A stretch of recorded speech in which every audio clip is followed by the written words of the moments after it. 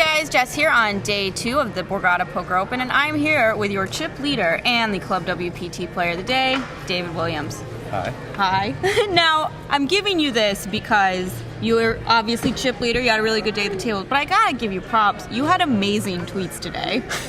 Yeah, I don't know what was happening, but I was having a lot of fun on Twitter. I mean, it's good to something to just keep you, so I don't want to get too crazy and play every pot, and sometimes I get like a little bored. So it was just something to keep me occupied so that I wouldn't play too many hands. It seems like it was kind of motivating you too, because yesterday I know you and Jeff were kind of sparring back before. You were like texting him fake pictures of your chip counts up, and today you and Vanessa had this rivalry going on. Does it help to have someone that you're trying to reach and something? First of all, she didn't really participate. It was sort of like a rivalry I created, and I was trying we bought into it. I was trying to egg her on, all over and the she update. just was like, "Nice job, keep going." Like, she didn't really want to battle, which is, I love Vanessa. I think she's amazing. I think she's the best player in poker right now. I think the best tournament player there is. So, being behind her is not anything to be sad about, but it was just kind of cool to when she first texted, she had 500,000. I thought I was like hot stuff when I had like 200 something. And I'm like, holy cow, she's 500 something thousand. And I was thinking in my head, I just want to be here for one day because she always seems to just dominate tournaments. So then in my head, when I was getting close, I was like chasing Vanessa or whatever as a joke, just thinking I could, maybe even get close to where she was. And all of a sudden it started happening, and I was just kind of teasing, but she didn't really buy into it. She was like, hey, I'm happy for you. I mean, I think she doesn't really care about that, which is what makes her good. She just focuses on herself and playing the best poker you should, which is what you should do.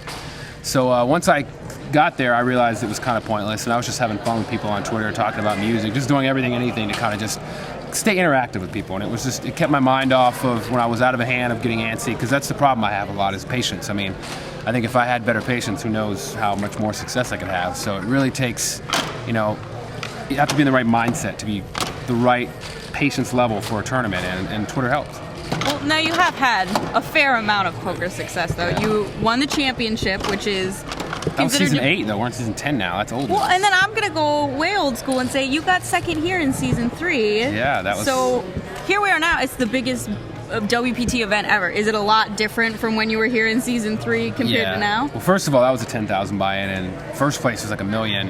It was huge. Mm-hmm. But the name players there, I mean, at that time I was fresh. I just gotten second in the World Series. People kind of knew who I was. But you looked around, you saw all the name players everywhere. I mean, just the guys you had looked up to or seen on TV were at every table. I mean, it was tough. I mean, not to say this field isn't, but it was a different quality of field. It was all professionals.